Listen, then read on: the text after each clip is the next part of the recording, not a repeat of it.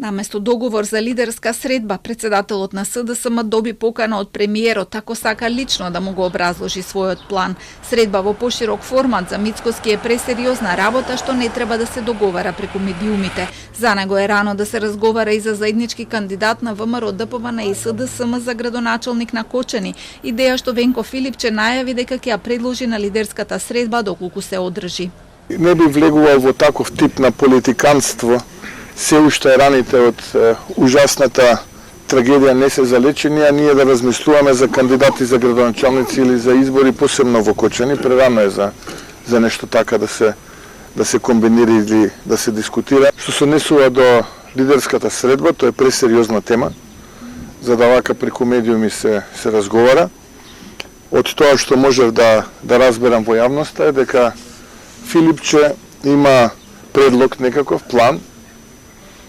Тој може да го соопшти тој план и преку пресконференција, но доколку цени дека мене треба претходно да ме информира и запознае, јас сум секогаш тука на располагање. Сериозните теми бараат сериозен пристап. Филипче најави дека на лидерската што би ја иницирал за следната недела, еден од главните предлози ќе му биде партиите предводени од СДСМ и ВМРО ДПМН да застанат за заеднички независен кандидат за градоначалник на локалните избори во Кочани. Смета дека по трагедијата граѓаните бараат надпартиска соработка. Во агендата му се повеќе теми, меѓу кои реформи во здравството, образованието, администрацијата и правосудството. Најави дека ќе бараат анкетна комисија во собранието, зашто Мицкоски рече дека се подготвени да се формира, но да се разгледаат и другите случаи, како Ласкарци, Беса, Транс и модуларната болница. За него е несватливо зашто од опозицијата не се задоволни од начинот како обвинителството ја води истрагата.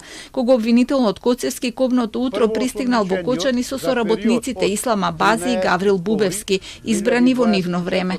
Појасни дека се повлекле од смената на Коцевски поради чувствителноста на ситуацијата, но дека тоа повлекување нема да биде трајно. Од СДСМ пак секојдневно бараат проширување на истрагата и со актуелни функционери, но и одговорност од раководството на МВР.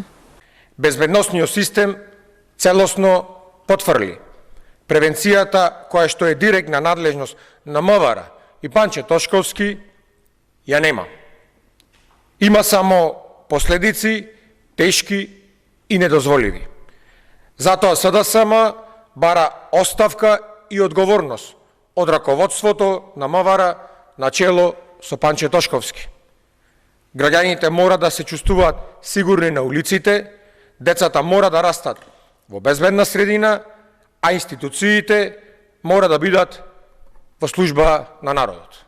Останатите партии се против или воздржани за идејата за заедничка средба на лидерите. ДУИ ја условуваат со формирање на анкетна комисија, Вреди се против, а Знам и Левица ја чекаат официјалната покана за да заземат став.